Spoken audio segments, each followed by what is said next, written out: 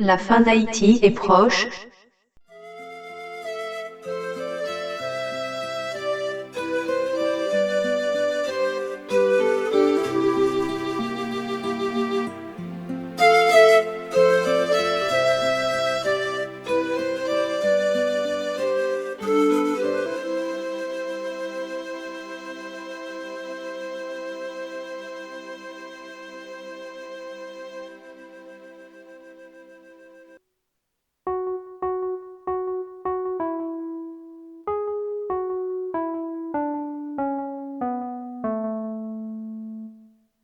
Je vous avais promis que les linges sales à laver en famille seraient nombreux.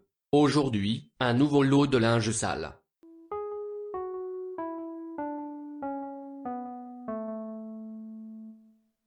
Quand le chien meurt, les puces ne tarderont pas à mourir à leur tour. Dépit chien mourit, pisse pas loin mourit.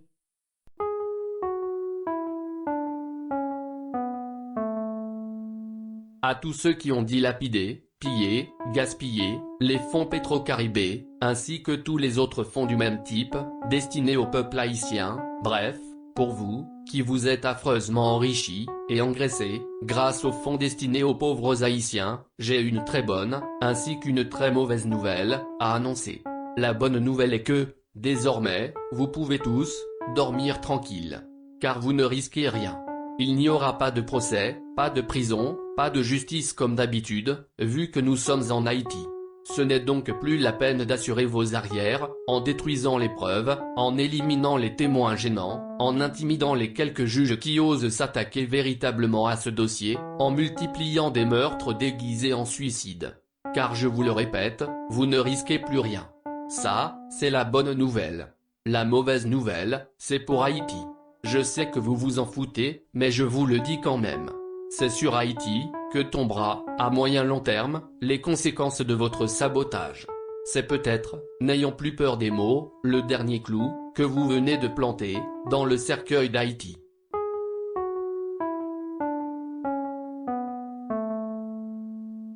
Alors, pour tous ceux qui ne savent pas encore de quoi je parle, laissez-moi, brièvement, vous faire un petit résumé.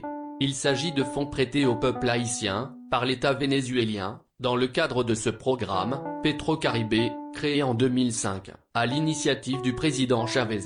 Ces fonds ont été fournis au peuple haïtien, via ses autorités, sous forme de produits pétroliers, gasoline, diesel, kérosène, mazout, asphalte. À charge pour les autorités haïtiennes, de transformer tous ces produits, en argent. Ainsi, de 2007 à 2017, Haïti aura bénéficié de ce prêt d'environ 3,8 milliards de dollars US. Il s'agit donc d'un prêt, accordé à des conditions extrêmement avantageuses, mais que Haïti doit néanmoins rembourser, sur le moyen long terme. Ces fonds étaient destinés à effectuer des travaux d'infrastructure d'envergure dans tout le pays.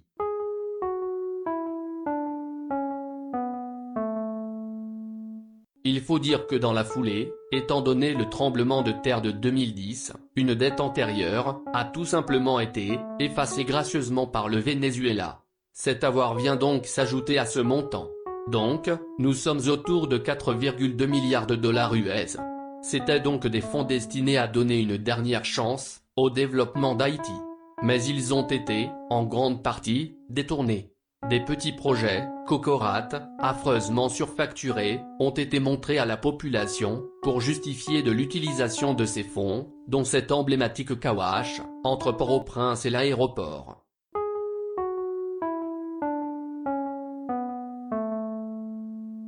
Aujourd'hui, lorsque vous sortez de cet aéroport de Port-au-Prince, et que vous jetez un regard autour de vous, en parcourant les rues de cette ville, à première vue, et même, à deuxième et troisième vue, vous aurez du mal à croire que des milliards de dollars ont été récemment déversés dans ce pays.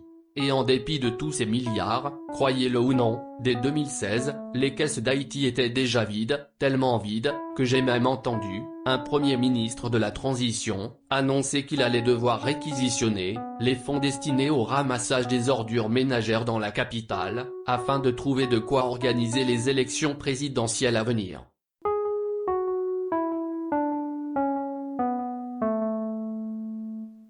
Lorsque vous aurez du temps, je vous invite à prendre un cahier et un crayon, et à imaginer le nombre de choses indispensables qu'Haïti aurait pu s'offrir, avec plus de 4 milliards de dollars bien dépensés. Vous mesurerez alors toute la méchanceté des décideurs de ces années-là. Aujourd'hui, l'argent de Pétro-Caribé, au lieu d'avoir été utile aux Haïtiens, constitue plutôt, désormais, une source permanente de nuisances pour tout le peuple.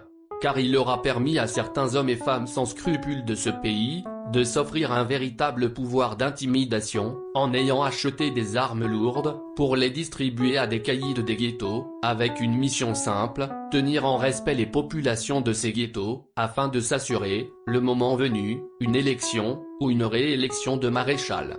Et nous voyons aujourd'hui, dans les rues de Port-au-Prince, les conséquences néfastes de ces pratiques mafieuses. Cet argent Pétro-Caribé aura servi à payer grassement des journalistes de la place, afin qu'ils minimisent ce scandale, et qu'ils transforment en hommes d'État les pires criminels de ce pays. Cet argent Pétro-Caribé aura permis de payer à prix d'or des lobbyistes états-uniens, afin qu'ils transforment en hommes ou en femmes d'État des gens parmi les plus médiocres et les plus corrompus de notre pays. Cet argent Pétro-Caribé aura permis à un petit groupe de nouveaux riches de s'offrir une vie de pacha sur plusieurs générations.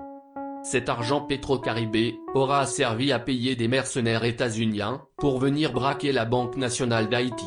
Lesquels mercenaires, capturés sur le fait, auront été purement et simplement libérés et remis à l'ambassadrice états-unienne, avec les compliments du président de la République d'alors.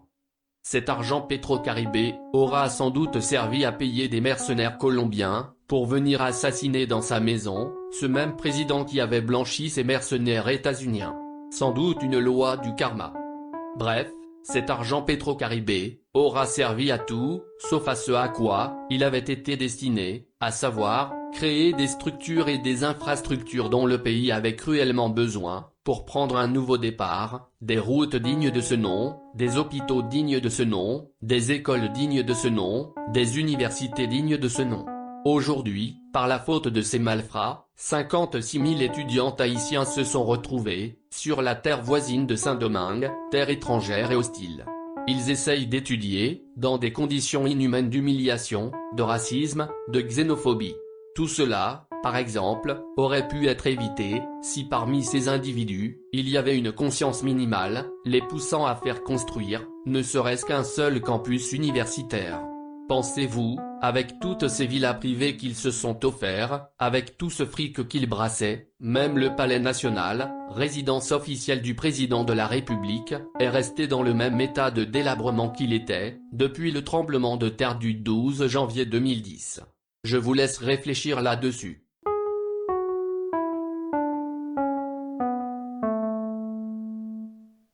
Si vous voulez savoir pourquoi, désormais, Haïti connaîtra des années de plus en plus noires, pourquoi, aucun pays ne voudra plus prêter d'argent à Haïti, pourquoi, aucun pays n'osera nous vendre quelque chose à crédit, ce ne sera pas parce que nous sommes trop pauvres pour rembourser. La véritable raison se trouve dans cette ultime affaire. C'est que ces nations ont fini par comprendre que ce pays est une barrique sans fond, un panier percé, un tonneau de Danaïde. Et que le magot du prêt qui tombe entre les griffes d'officiels haïtiens, risque de prendre immédiatement le même avion de retour, en direction d'un paradis fiscal, dans une valise diplomatique, ou une voiture officielle en direction de la Dominicanie, etc. On ne veut même plus nous confier l'argent, pour qu'on puisse organiser nous-mêmes, nos propres élections. Connaissez-vous une plus grande humiliation ?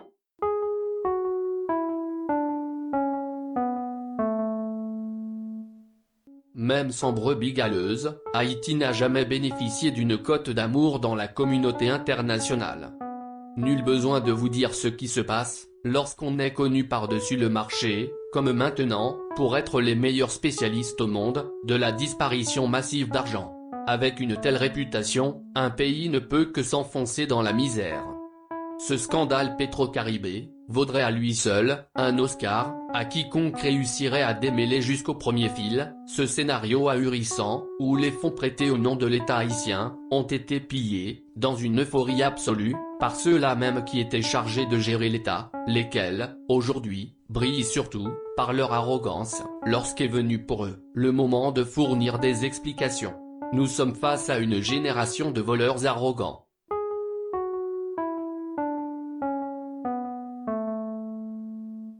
Mine de rien, cette affaire est infiniment plus grave et plus dévastatrice que la simple perte de quelques milliards. Car des milliards perdus, Haïti en a connu bien d'autres. Car n'oublions pas, par exemple, le CIRH de l'ami Bill Clinton. Mais le plus gros drame de cette affaire Petro-Caribé n'est pas dans le montant d'argent volé et gaspillé. C'est qu'Haïti n'aura plus jamais une pareille chance de faire un pas en avant. Car aucun pays au monde, aucun fonds monétaire au monde, ne sera désormais assez fou pour confier des millions à un gouvernement haïtien quelconque, en sachant ce qu'on est capable de faire avec des milliards. Cette affaire nous hantera longtemps, croyez-moi. Dites-vous bien qu'après ce désastre, le déjà hypothétique salut d'Haïti, hormis toutes les autres conditions, passerait forcément par la reconquête d'une bonne réputation à l'échelle internationale. Et cela prendrait forcément des décennies. Et désormais, pour obtenir un prêt, il faudra vraiment ramper, jusqu'à en avoir mal aux genoux. Et même en se mettant à plat ventre, et en acceptant toutes les conditions du prêteur, il n'est pas garanti que le prêt sera accordé. D'ici là, nous sommes au point où certains dans la communauté internationale ne savent plus comment faire, ne serait-ce que pour aider les pauvres d'Haïti à ne pas mourir de faim, en évitant que cette aide ne connaisse le même sort que toutes les autres enveloppes précédentes. Soyons enfin lucides de le reconnaître. Si cela continue, bientôt, on ne voudra même plus nous confier la monnaie pour acheter le pain. Quelle honte! Ce n'est plus une simple question d'incompétence, de médiocrité, de maladresse, de malhonnêteté. C'est plus grave que cela. Leur comportement constitue une épée de Damoclès permanente pour l'existence et la longévité du pays. Donc, même en cas de malheur, nos autorités ne cessent de constituer des obstacles néfastes, empêchant même les secours d'arriver jusqu'aux sinistrés. Mais il y a pire, il y a ceux qui voudraient bien aider le peuple haïtien et qui ne trouvent pas d'interlocuteur officiel, ces derniers, ne s'intéressant qu'au projet ou du cash immédiat est mis à leur disposition, et décaissable sans contrôle, ni condition, sous la forme de juteuses commissions pour leur poche. Et puis, il y a ceux qui en ont fini par oublier tout respect dû à un peuple, lorsqu'ils sont face à ce genre d'autorité qui représente ce peuple. Un jour, une reine d'Espagne est venue rencontrer un président haïtien récemment élu, pour lui annoncer une soi-disant bonne nouvelle, à savoir que son pays, l'Espagne, allait faire don au peuple haïtien d'un hôpital, mais qui serait construit, devinez où, dans la ville de Imani, qui, je vous le rappelle, se trouve en territoire dominicain. Ou s'agit-il d'une plaisanterie de très mauvais goût, ou bien je ne comprends plus rien aux relations internationales. Mais dans un cas comme dans l'autre, il y a de quoi s'indigner gravement, et à bien des niveaux. Pourquoi cette reine n'est-elle pas plutôt allée annoncer cette nouvelle au président dominicain? Mais qu'est-ce que je raconte? Ce dernier est déjà au courant, bien entendu. Car toutes les manigances destinées à déstabiliser Haïti, ou à la mettre plus bas que terre, sont d'abord expliquées à nos voisins dominicains.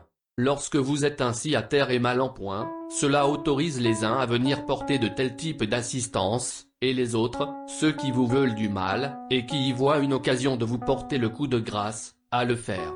Cela veut dire que la communauté internationale tout entière, sans doute manipulée par ceux qui ne reculent devant rien, dès qu'il s'agit de tirer une revanche sur Haïti, est en train, petit à petit, de nous préparer au fait que nous sommes, et nous serons bientôt, sous la tutelle dominicaine. Mais cette fois, nous ne pouvons nous en prendre qu'à nous-mêmes. Au moins, savons-nous pourquoi une certaine communauté internationale méprise à ce point notre pays? C'est parce qu'un certain nombre d'entre nos dirigeants ont donné la preuve qu'ils ne sont pas dignes de confiance. Alors, j'ai du mal à savoir lequel dois-je blâmer en premier, une reine d'Espagne, venue comme une fleur, jusque dans le Nouveau Monde, nous faire en pleine figure cette proposition vexante, ou alors, nos propres dirigeants qui, à force d'avoir discrédité ce pays, ont fini par dissuader qui que ce soit, de leur confier quoi que ce soit à gérer au nom d'Haïti. La question restera posée dans tous les autres cas de ce genre. Ce type d'incident, rempli d'humiliation et d'insultes pour le peuple haïtien, se multiplie par les temps qui courent. Nous en avons reçu plus qu'il nous en aurait fallu pour forger notre caractère d'homme d'honneur. Sauf qu'il y a une catégorie d'Haïtiens qui ont décidé de ne rien apprendre de ce genre de leçons, et que, le sens de l'honneur, ils n'en ont rien à faire. Pourvu qu'ils soient en mesure de s'enrichir, à la place où ils sont. Nous prend en pile paix soufflette déjà oui, main à chaque fois, dirigeant nous y mandé, est-ce que ça dérange? Car, humiliation et insultes faites à leur pays, ne les dérange pas. Mais quand est-ce que ça va commencer à nous déranger? Lorsqu'il sera trop tard?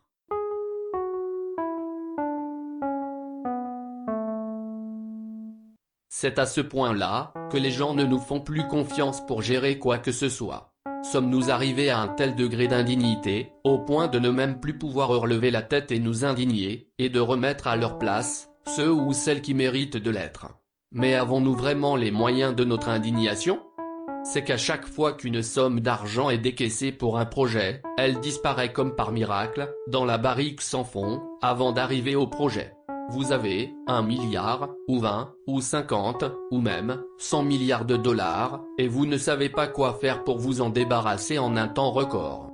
Venez donc en Haïti. Et je vous garantis qu'avant que le chat ne prenne sa truelle, vous retournerez là d'où vous venez, les mains blanches, et les poches vides, sans trop savoir ce qui vous est arrivé. Il y a peut-être de cela, dans les comportements de plus en plus insultants et agressifs, de la communauté internationale, à l'égard de l'État haïtien. C'est triste à dire, mais c'est le cas. Suis-je en train de vous dire qu'ailleurs dans le monde, les gens sont systématiquement honnêtes, et que tout le monde est digne de confiance? Certainement pas. Mais vous rappelez-vous la différence entre Bouki et Malice? Vous rappelez-vous en particulier d'une de ces histoires où il est question des œufs de poule? Je vous la fais brève. Malice, ayant découvert un poulailler, où il va voler un œuf tous les jours. Tout se passe bien, jusqu'au jour où, par courtoisie familiale, il décide d'y emmener son oncle Bouki. Mais ce dernier, émerveillé devant tant d'œufs, se dit pourquoi me contenterais-je de n'en voler qu'un seul, alors que je peux tous les voler? Et pendant qu'on y est, pourquoi me contenterais-je de voler des œufs, alors que je peux voler tout le poulailler? Et c'est ainsi, en essayant de voler tout le poulailler, que les poules se réveillent, et commencent à caqueter, que les propriétaires sont alertés, et que Bouki est pris en flagrant délit de vol de poules. Très peu d'Haïtiens savent quelle est la leçon à tirer de cette fable créole. Et si vous voulez tout comprendre, Malice, ce sont tous les voleurs du monde. Et Bouki, c'est vous. Car tous les voleurs du monde sont des voleurs. Mais le voleur haïtien a quelque chose de spécial. C'est que, là où il est passé, plus rien ne doit rester. C'est un voleur de poulailler. C'est qu'ailleurs, dans le monde, ils savent bien plumer une bête, tout en évitant de la mettre en pièces. Car il n'est pas dans l'intérêt du profiteur que la bête meure. Plumer, et plumer encore. Sucer, et sucer encore, et un jour arrivera certainement, où il n'en restera plus rien à sucer, ni à plumer. Nous y sommes justement. Car, et je le répète, lorsque le chien meurt, les puces ne tarderont pas à mourir à leur tour. Si nous eussions été aussi intelligents qu'on le prétend, nous aurions été au moins capables de comprendre cela. Il aurait juste suffi aux voleurs de se contenter de voler de quoi vivre grassement. Mais je constate que l'Haïtien, lorsqu'il est en position de plumer sa poulette, n'y va pas de main morte. Il ne se contentera pas des plumes.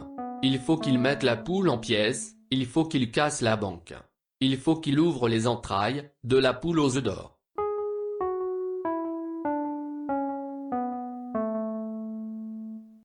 Aujourd'hui, Haïti ressemble davantage à un Titanic, dont les capitaines survivants, non contents d'avoir contribué à faire couler le bateau, essayent par-dessus le marché, d'emporter dans leur chaloupe et dans leur fuite, tout ce qu'il est encore possible d'arracher. Une chaise, de l'argenterie, un bibelot, des plantes vertes, un souvenir, même le moteur, si c'est possible. Voilà comment je m'explique ce dépaysage du pays, ce déboisement consciencieux, qui a fini par transformer Haïti en désert, le vandalisme des institutions, la gabegie dans les finances, cette absence totale de conscience politique, de conscience professionnelle, de conscience morale, de conscience tout court, et toutes ces pratiques qui participent de notre autodestruction. Puisqu'Ebef l'a tombé, toute moun poté couteau, pouyo coché mosso.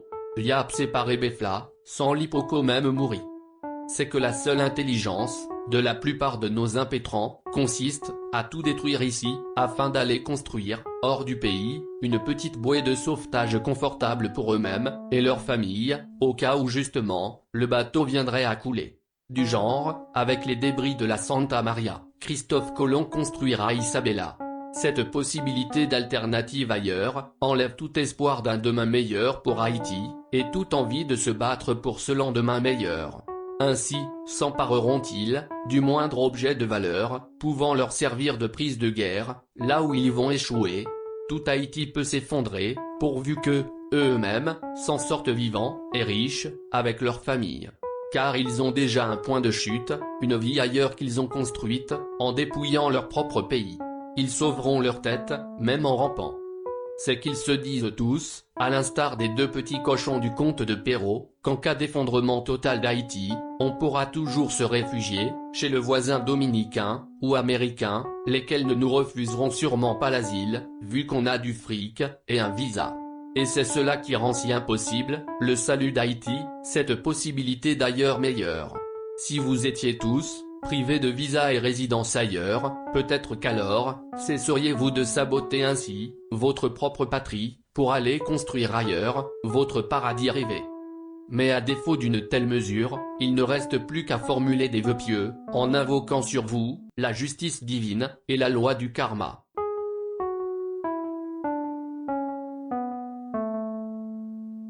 Je sais que certains d'entre vous se prennent pour Robin des Bois, en distribuant quelques billets par-ci par-là, afin d'acheter les bonnes grâces de ces affamés que vous avez contribué à créer. Mais rappelez-vous, Robin des Bois, lui, volait aux riches pour donner aux pauvres. Alors que vous avez fait tout le contraire.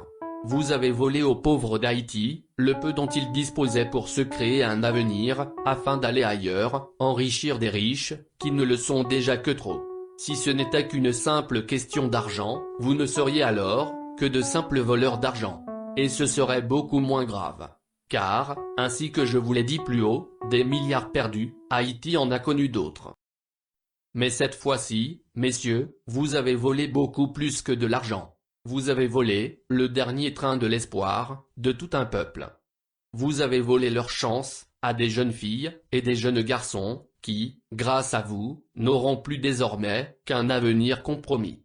Vous avez volé du pain, destiné à des enfants pauvres d'Haïti, lesquels enfants, grâce à vous, n'auront désormais ni pain dans leur assiette, ni professeurs dans leurs écoles, ni docteurs pour soigner leurs petites maladies, ni l'espoir garanti d'un avenir meilleur dans leur pays. Pensez-vous vraiment, messieurs, que vos somptueuses villas, dans un paradis étranger, puissent valoir le sacrifice de toute une génération d'Haïtiens?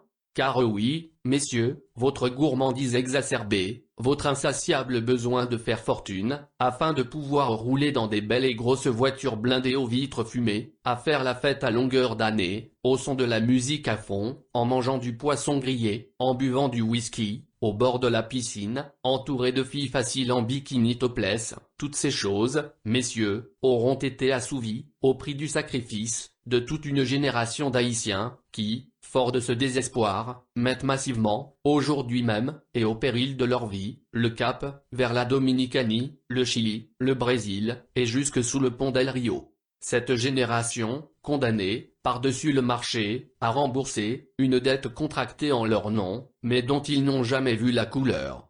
Une dette dont vous êtes les heureux jouisseurs, et dont ils sont les pauvres débiteurs. Que Dieu fasse, et c'est ce que je vous souhaite, à défaut de vous voir comparaître un jour, par devant une cour de justice haïtienne.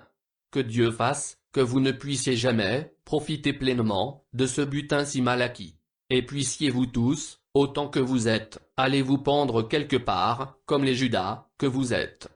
Et que l'histoire, la véritable histoire d'Haïti, se souvienne de vous, et qu'elle classe, comme il se doit, vos noms et vos photos, à la place que vous méritez, aux côtés de Jean-Baptiste Conzé, aux côtés du capitaine Batch, et de tous ces misérables, qui, d'une manière ou d'une autre, ont souillé, de leurs méfaits, le sol, et le drapeau haïtien.